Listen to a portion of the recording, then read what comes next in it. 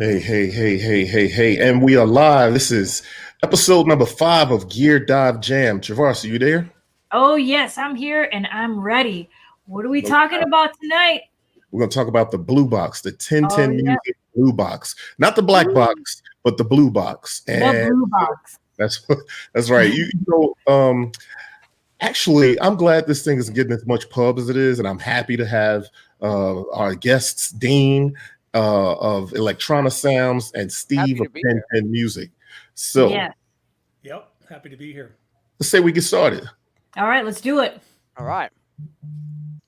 Boom.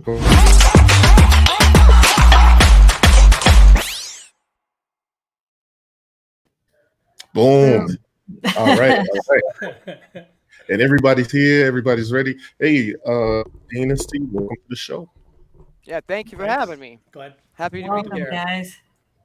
No doubt. Yes. Travarsity. So why don't we jump right in? Who wants to tell us what the blue box is? Because I know when I reviewed it, I felt like I had to tell folks that this is not just a blue version of the black box. You know what I mean? So maybe Steve, you want to tell us a little bit more about the blue Yeah. box?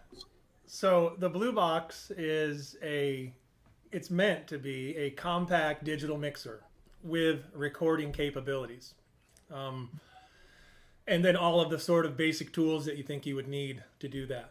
We heard from a lot of people that they were looking at a way to build stems from not just our gear or our samplers, but just our users in general. And I think at the same time, Aaron, who is the brains of 1010, he saw this kind of hole in the market for a small mixer and had the idea to try to build it.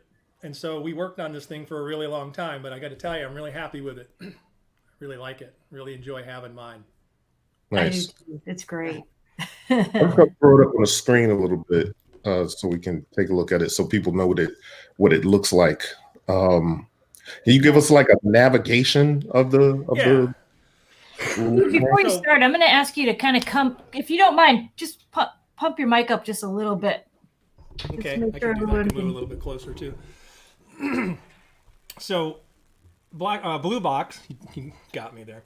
Blue box is built, of course, on the exact same form factor, right, as the black box.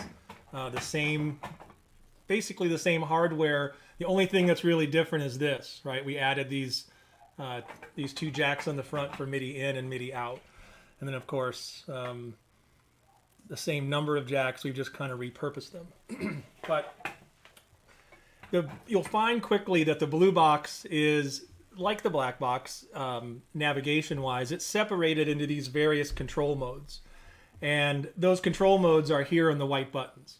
So the mixer screen, which is what we're looking at right now, gives us a view of a single parameter across many tracks, or potentially all of our tracks. The track view, and I'm happy to deep dive into any of this, and I will do some of that, but the track view is looking at every parameter for just one track. So if you want to focus on just the drums or just one of the tracks and you want to play with the volume or gain or some of the FX stuff, everything here is on one screen, including mute, solo, and even record enable. So if you like to do that and you're working on one track, actually it's a great way to work. The main mode is really our output mode. And on this one, you'll see, again, you have this meter strip or this meter bridge at the top. Selecting one of these right now it shouldn't be selecting. They don't do anything. I should disclaimer that, like, we built this thing and we are still working on it. Not in the sense that it's not done, but in the sense that we're really looking forward to being able to refine what this machine does and get some of that feedback that we rely on from our users and our community. So, you may see things in here that are a little wonky, but of course everything gets fixed. The bottom section of this is just where you control your output. So the top knob will control your cue or your phones out. Your output 2 can be controlled by this bottom knob, and both of the right knobs will control doing this over my iPad, but both of the right knobs will control the master. Each output has a master mute as well. I use this screen and these mutes a lot. I find them to be really handy. The EQ screen. When we finally put EQ in this, I got really excited.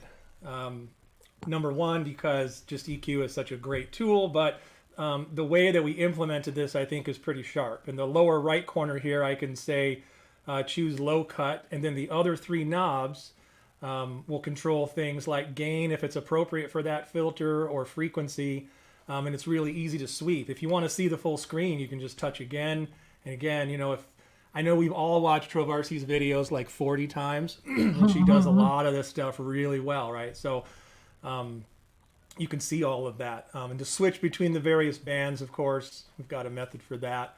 In the FX screen is also something I'm pretty excited about, the effects in general. People have asked us to add to and refine and build upon the effects in the black box, and I don't know that this is necessarily the answer to those requests, but the delay we took a little bit further in this box. We have a we have in the delay settings, you have a filter.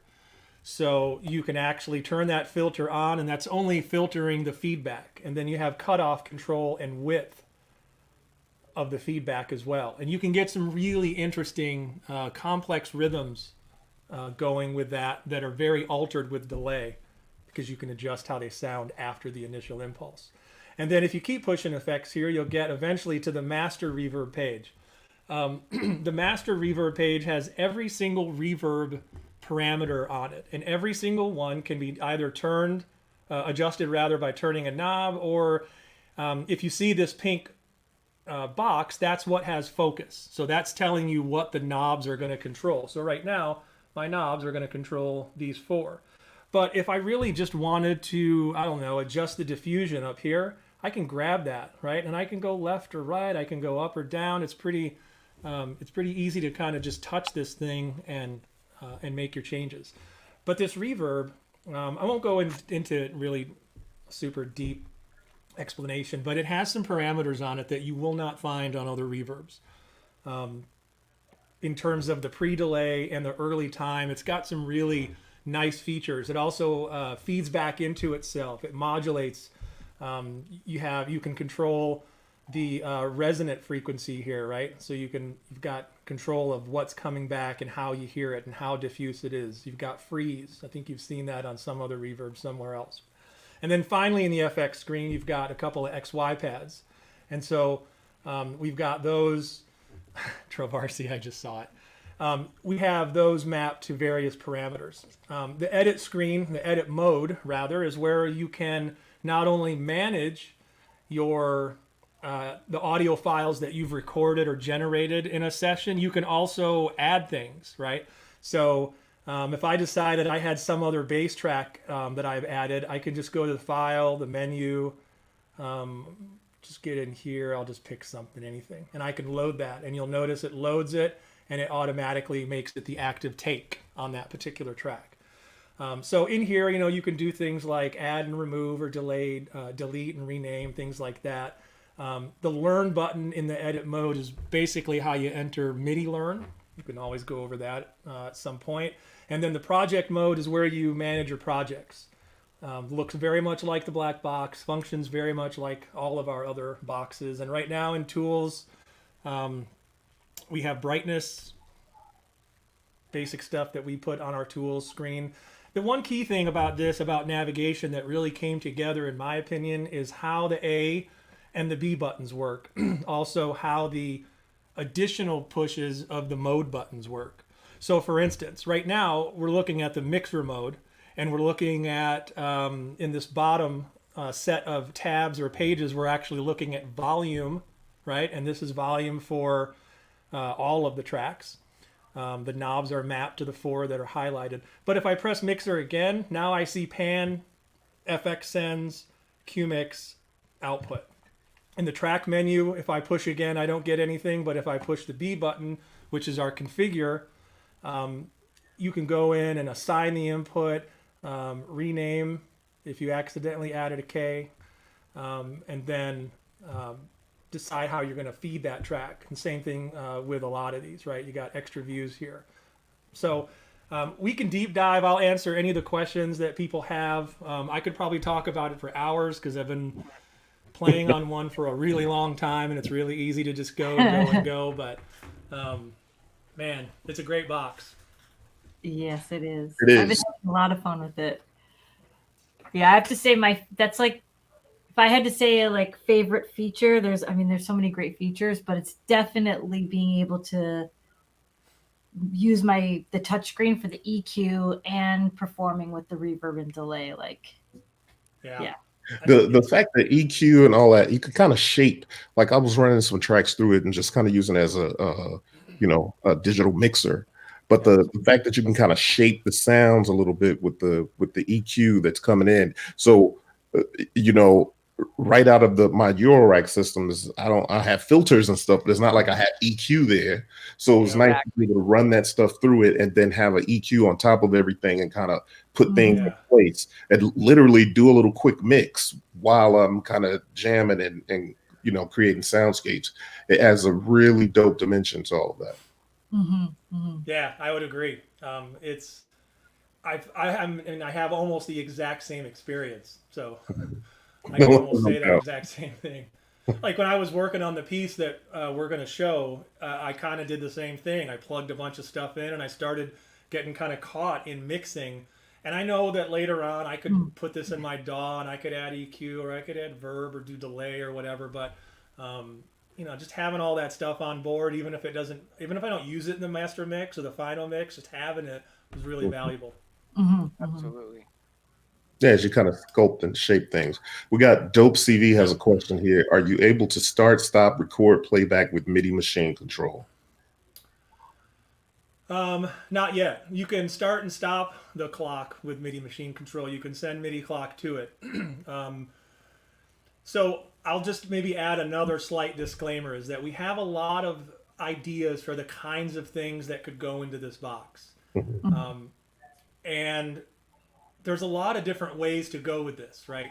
You can be a mixer, you can be a studio machine, you can be a live performance device, you can be a looper. A lot of people love loopers. And we had to sort of decide, like, how are we going to put together something that sort of pleases everyone? And we decided that we would put together what we thought was the most important sort of core functionality, release it to the wild or to our users, and then kind of get their feedback and see where they want to take it. There's no promises, of course, but even in just the first few days of the Blue Box being out, we've had actually a couple of really great feature requests on the forum. And, we're in a point now where we're just sort of waiting to see what people think, and we want to hear your thoughts. Dean, we sent one to Dean, and he was kind enough to point out something that we missed. And, and that's what also makes kind of what all of us do, like, so cool, right? Like, we're a community. And so the next stage for us is just seeing what the feedback is, where our users are excited about, and then trying to figure out where to take it next. Right. There's another question. Oh, I'm sorry. The answer is yes to that one. Oh, okay, great. Right, so you want to read that one out? That works great as well, Austin Digi. Sending the clock in and getting the delay to sync up with it works a treat. Dope. Dope. Okay. Well, you know what? I got to tell you, the cool thing, I mean, Steve, I actually like the transparency, and I had Aaron on my other show, the Beat People podcast. Yeah, I saw that. Week. And one of the cool things, and I even said it there, is that you have built the community. So that's, that actually speaks volumes because you listen to the community, but you consider what works for the product. So that, because a big mistake that I think a lot of products make is trying to be the everything product. And you can't really be the everything product. So I like the idea that you said we wanted to build what we envisioned was the core functionality. Now it's a product that's a viable product, it's a finished product, but you have so much room to go in these different directions and add the most impactful feature set. And I think there's probably no better way to do that than, because this is not, and it's a very different thing than some companies have done to many of us, where they use the public as beta testers, and that's not what you're doing. You're basically saying, here's a finished product, but we have room to go wild. Let us know what you might want, and we could throw it in. That's a very different sort of paradigm than what I've seen a lot of companies do. I've been complaining to some of my good friends like Travarsi about that kind of stuff for years. So that's commendable. I have to agree with you. Yeah, just the whole general, like, people, like, companies rushing things out. I didn't feel that way even when, you know, as I've had one of the first units, and right away, like, I could do like so much with it, you know. So yeah, let's play a video so we can talk about all the ways. I would say our community is really important to us. I mean, me, if I were to break it down in the most basic of way, I mean, they're the ones that write my paycheck, right? We could build her in a black box and a sampler that made me really excited. I would be really happy about that. But right, it's not quite the same as making something that everyone can get some fun out of, right? And we can, ultimately, I think that you're right. Like, if we listen to our users, if we just build a community, you know, I think that the products will grow beyond what we ever imagined.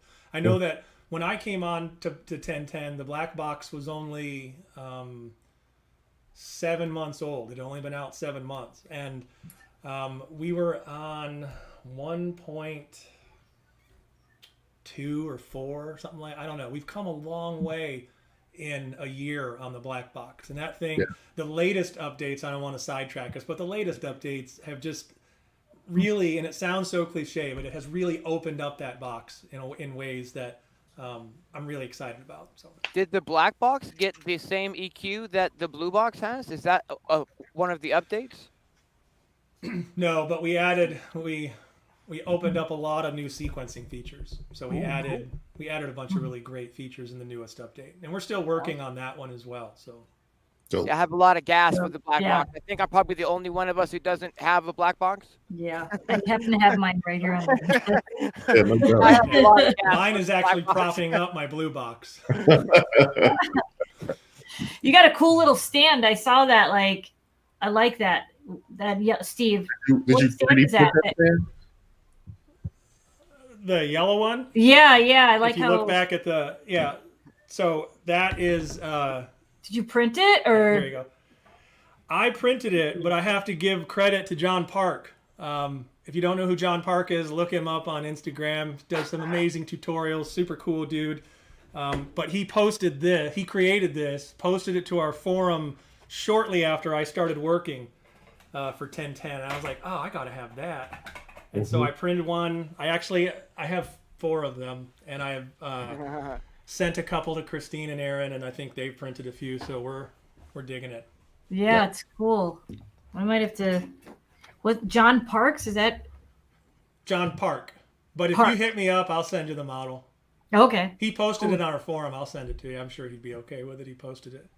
Cool. Dope. Nice. Dope. Well, hey, let's jump into one of these videos, and I think we're going to go with the first one is going to be Dean. Dean, anything you want to see before we jump in, or you just want us to jump in? This actually, I would. This jam was the first like really major setup I've done with the blue box, and I really wanted to like utilize all of the features as much as I could. I've got the inputs all split up with a bunch of these HOSA adapters so that I can get. I've got like 12 different tracks going here. So that I can utilize all of these individual EQs. And what I found while putting this together is that I was able to get this. I know Corey said something similar to this a minute ago. I was able to really start shaping the sounds that are coming out of my Euro rack in a way that I've never been able to do before. And that was one of the things that really drew me to this box in the first place, to be able to have all this massive control over the EQ on the individual sounds. And I'm really happy with the crisp audio quality of this jam I was able to put together through the blue box. It's completely mixed. There's a lot of EQ, and both the reverb and delay in the box are being used as well. Dope. Nice. Yeah, I can't wait to hear this. Okay. So let's Let's check it out. All right. I'm going to mute myself. Everyone mute.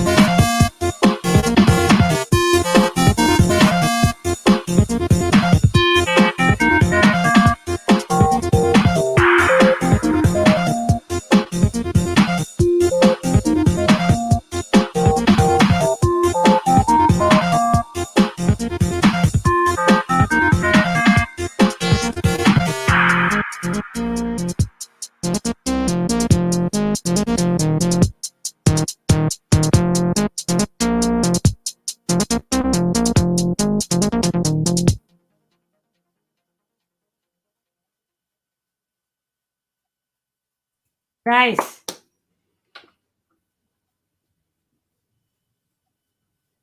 Can you get? Yo, Yeah. good stuff, Dean. Yeah. We I got think you're everybody muted still, Dean.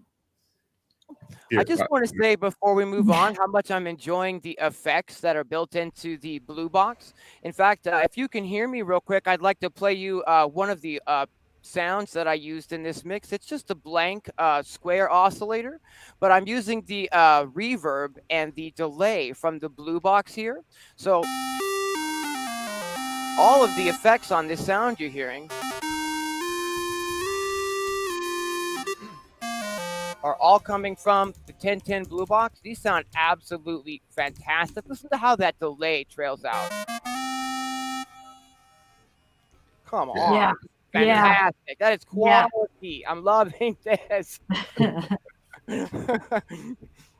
Very well So done. Dean, so tell us, like, so just so people can understand, because I know I've used it with modular, I've used it with various Absolutely. hardware. Like, break down what I is, would be happy to. yeah, break down all the One of sounds. the things like, that I was really excited about doing with the Blue Box is getting to really produce and mix some stuff outside of Ableton. And so what I'm doing here is I'm literally running all of my drum sounds into individual tracks on the Blue Box so that I can EQ everything individually.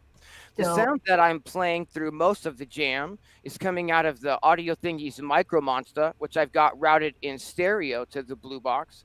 And then my bass line is coming out of the Blofeld, which is also routed in stereo to the Blue Box. But all of my drums, for instance, like I'm using the Ramble sample player and some Tip Top Audio 1 sample players, and these are all routed directly into the Blue Box so that I have individual control over the EQ of those sounds and whatnot. So all 12 tracks inside of the Blue Box are being used in this jam. Nice. Super fun to put together. I have to ask myself at the end of the day, you know, when I'm using a piece of gear, like, am I having fun using this piece of gear? And when I'm working with the Blue Box, the answer is unequivocally yes. This is fantastic to work with, especially getting in and dialing in the EQ on all of these sounds. I mean, that's kind of a thing for me. I'm really uptight about EQ, and I'm really loving the EQ in this box, if you know what I mean. Yeah. Yeah. No, good. I know what you mean. Yep.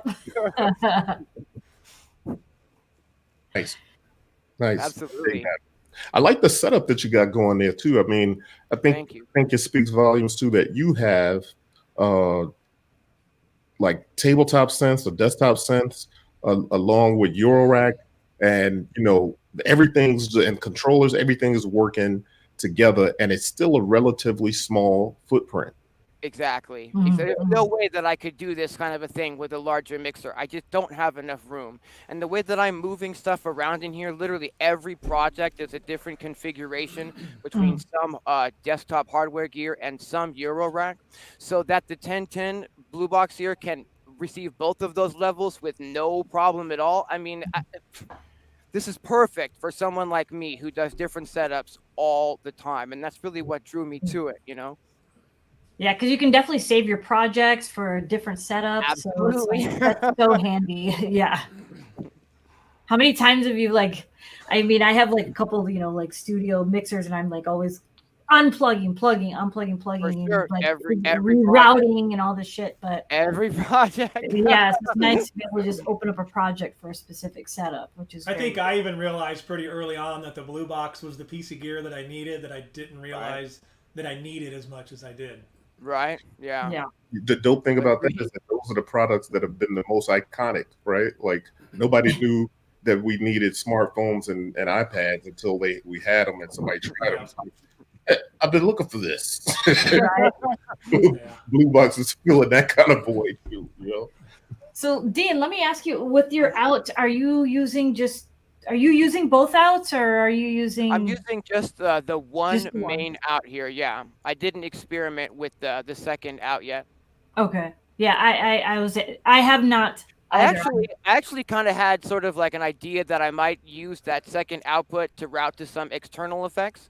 But like I was saying a minute ago, I started using the internal effects, and they're a lot better than I was expecting them to be, frankly. And I didn't really need or have desire to use any external effects. What's in here was absolutely what I needed. One of the No. things that I'd like to mention also is that this Steve was saying a minute ago, some of the bonus controls in the reverb. The fact that this reverb has that low cut built into it is like night and Mhm. day amazing for me as a producer. There's so many boxes that don't have that ability, and then so whenever you send anything to the reverb that has a low frequency content, It's you like got muddy mud. reverb. Yeah, but Yeah, it's this like just really mud allows underneath it. to mix and produce outside of Ableton. I'm really happy so far. It's, Absolutely. Great. well, Nice. I wanted to get to this one question someone asked: will there be a URL in a blue box? HR terror. I mean, the answer to almost every question is maybe. No. Right. I like But it. I don't. We don't like right now. We're like we literally just got them to the States. We just started shipping them. But maybe, yeah.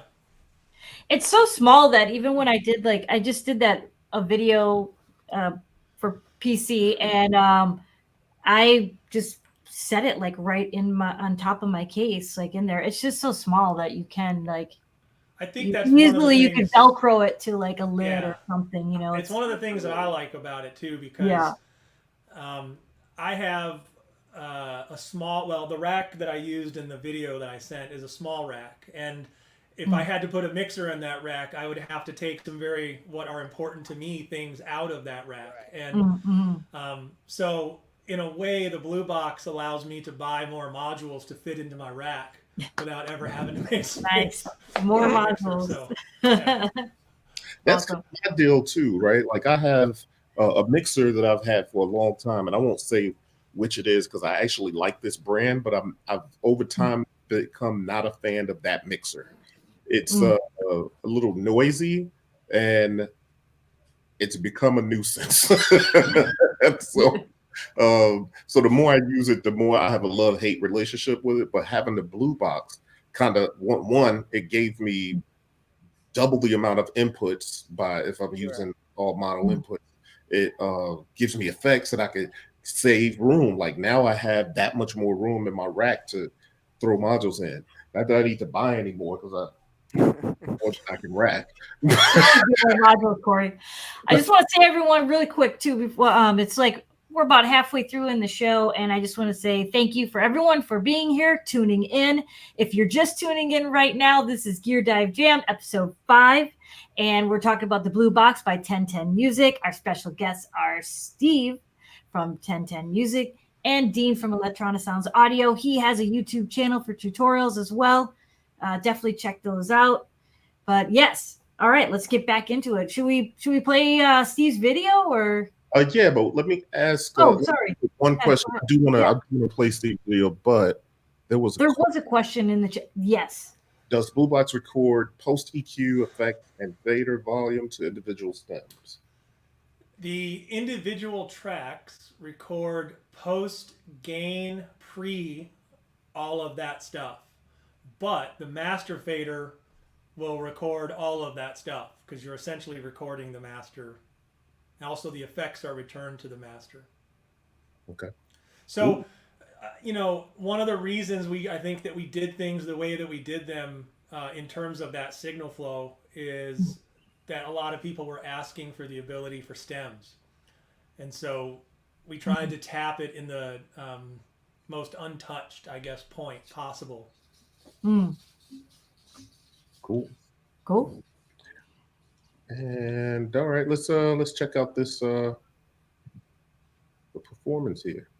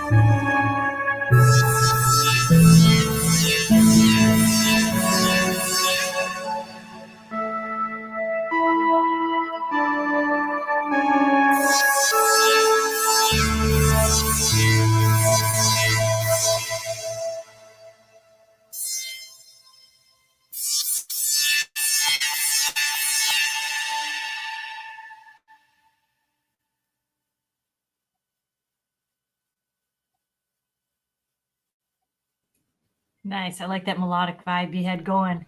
Yeah, that was nice. Mm-hmm. So tell us what. So tell us your patch or how you have it all routed. I think you're muted. Oh. Nope.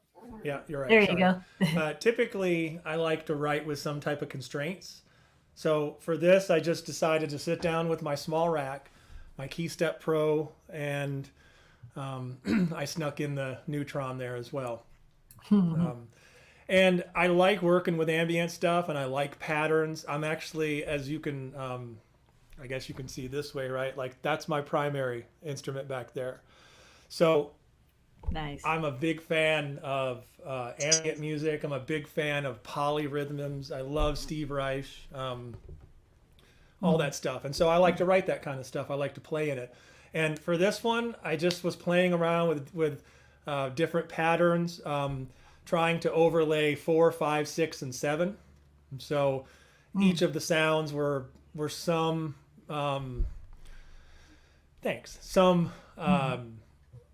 some variation of 4, 5, 6, and 7, and then changing the subdivisions. And I think sometimes when you do just the really simplest things, you get really interesting results. And for this one, it's nice because with the Blue Box, I don't have to worry about, is this a take necessarily? I can just hit record and I can play and I can noodle. I spend an hour or two at a time doing it, and I'll try to stick to I'll try to at least stick to keys that work together and tempos that work together. And then I just make stuff, whatever it is. And I record 10, 15 minutes at a time. And then an hour later, I take the SD card, put it in my computer, drag all of that stuff into Logic, stack them all up, and then I can listen to them. And I don't have the EQ, I don't have all the delay and all the things that I did when I was kind of vibing on the writing process. But when I get back to my computer, I can, I have every plugin known to man probably. So, I can do all of that stuff to it. But it's nice because I don't have to worry about it. When I'm writing, I can just hit record and I can capture, and then I can parse that stuff out later. That's this was just a 5-minute improv thing, but generally speaking, that's how I like to write. And that's a convenient way if you think about it. I kind of dig that use case because I know, for the kind of music that I make, it's beat driven, and I might make soundscapes and different, melodic parts and things when I'm just enjoying patching. When I'm ready to make beats, I want to make beats. But what I found is, I'll sometimes just record melodic pieces of, as if just tracking it in, whether that's to the force or just using some audio recorder as just a tape deck kind of thing. But now I can do that with this and just kind of make these soundscapes, and then I have all this sort of Eurorack fodder to sample up and chop. And, you know what I mean? It's like having a stack of records that I've created in the rack that I can now pull bits and pieces from to sample and chop and make beats with, and that makes it really convenient. Yeah. I have one of my best friends who I write with, who is actually watching this somewhere. His name is Joe. He's an amazing guitarist, musician, and we live on the other side of the country from one another, but we still write together. And we're working on something right now, and the Blue Box has actually kind of saved my entire workflow, because I can sit at one end of my room with my synths and I can just play. I can make 47 bass grooves, right? put them all into Logic, and then start building a bass track. And so my idea then is to build my stems in the Blue Box, bring them to my computer, arrange some stuff, get my arrangement, and then create a new set of arrangement stems that I can then put back on the Blue Box. And if I like the sound of this workflow. Yeah, I'm like, I really- didn't even think of that, to like put them back on and then. Well, didn't because you figure, you record all these individual parts. I dump them into Logic. I build a song out of it. I put them back as stems, and then I use a Zoom L12 live track mixer. Okay. And that's what I have connected to my drums, or my drums connected to it rather. But the Blue Box then lets me, I don't have to worry about tapping into my computer and my interface, and like, I don't have to do any of that. I don't even have to touch my computer during this entire process except for making the arrangement.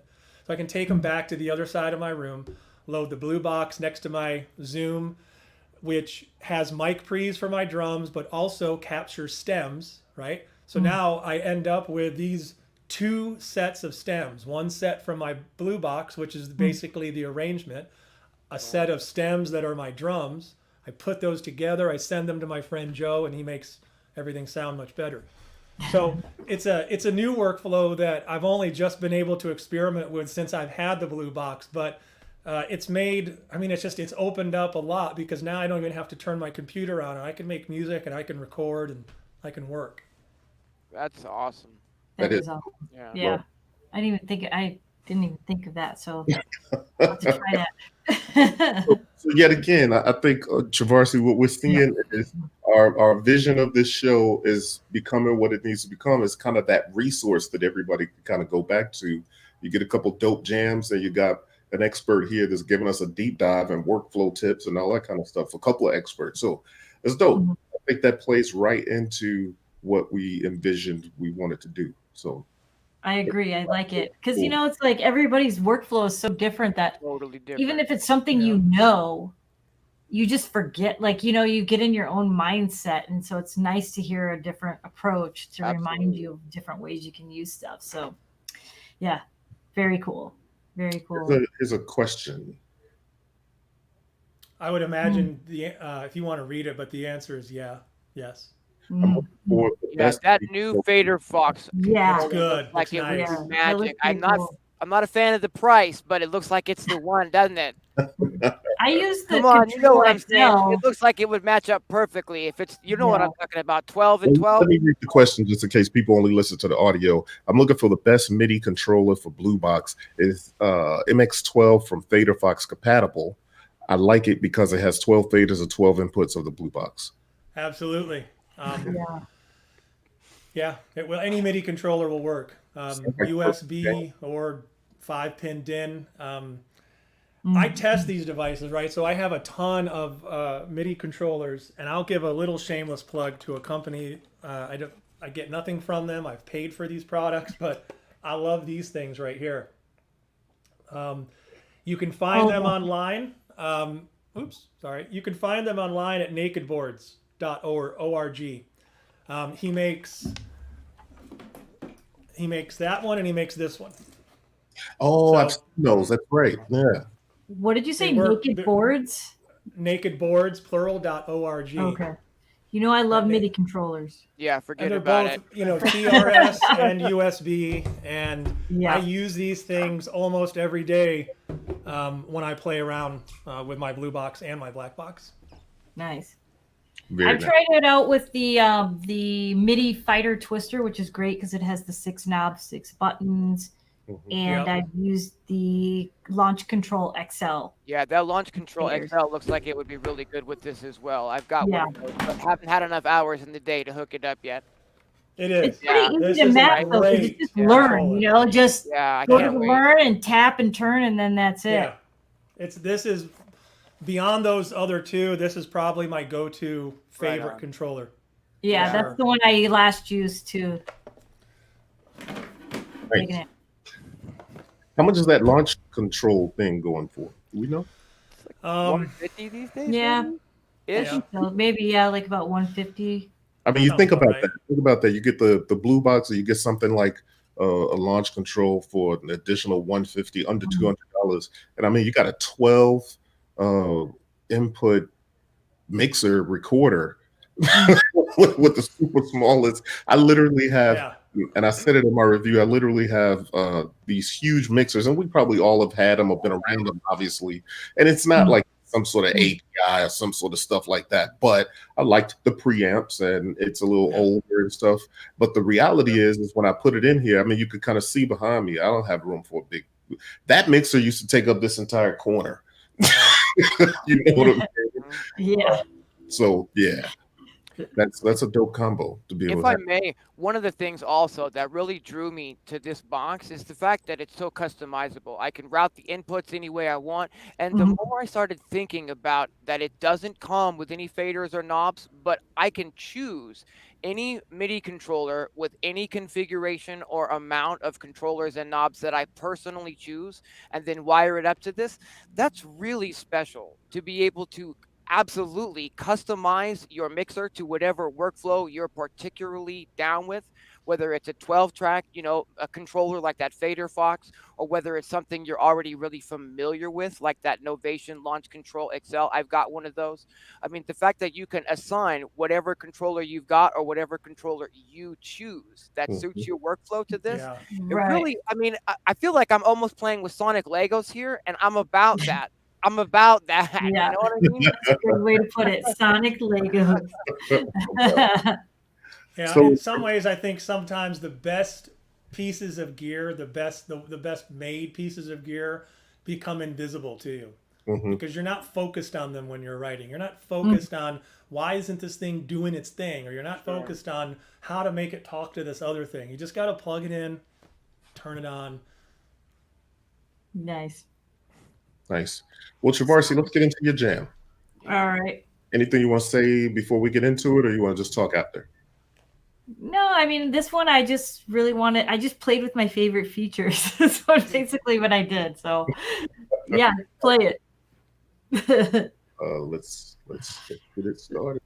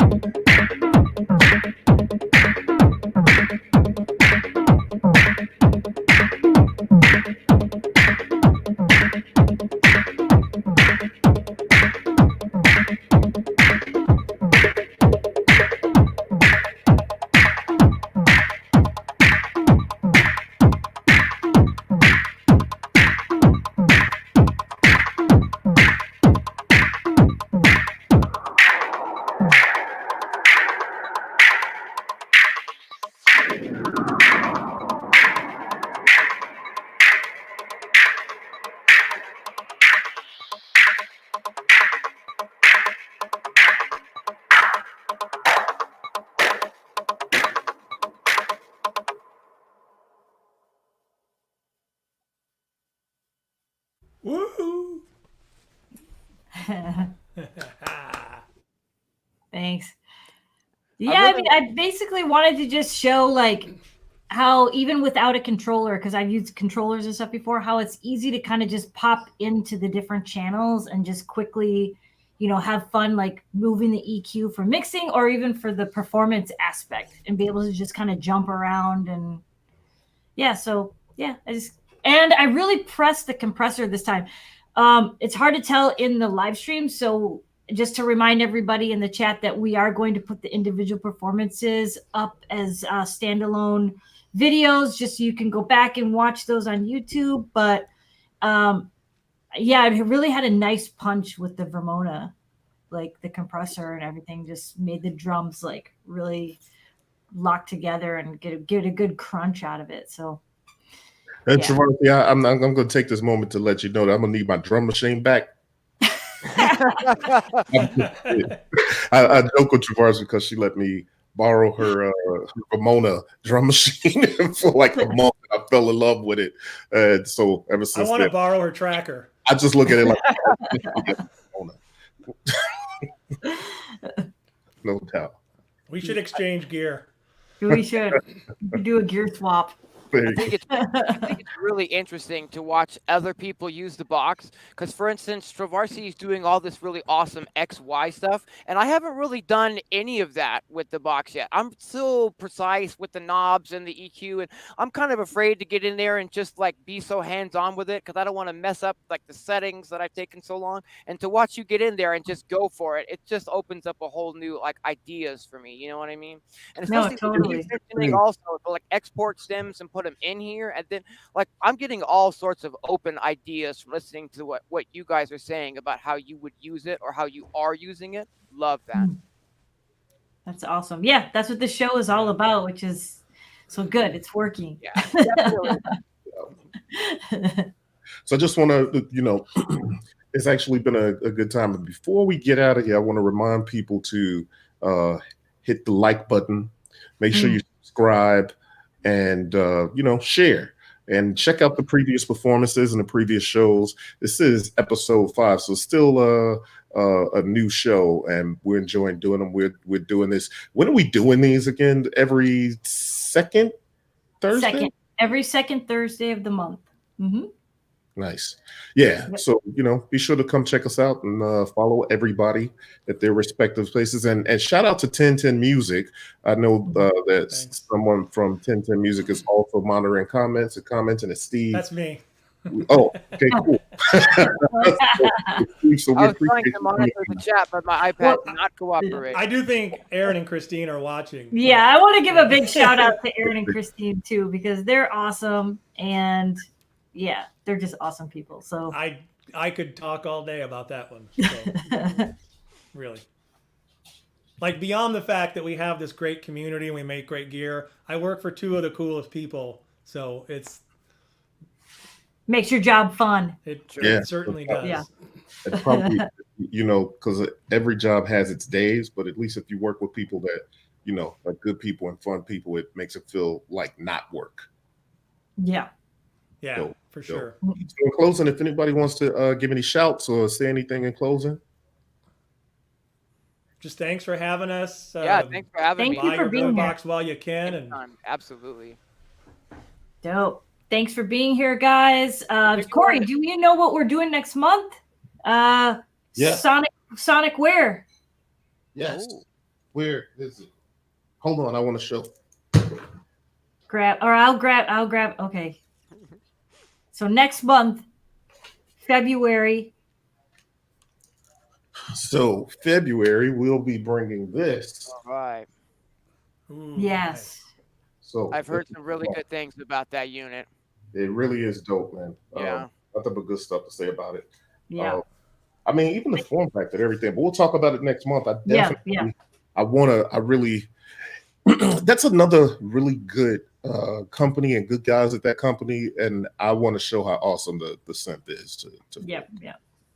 Cool. Hey, you can plug it into your BlueBox. There you go. Yeah. Yep. All right. Thank you everyone for being here, tuning in. We appreciate you, the community, all of you. So yes, I'm looking this way because I'm looking at the screen, but over here, camera. But thank Thanks you. for Thank having you us. for being here. Definitely.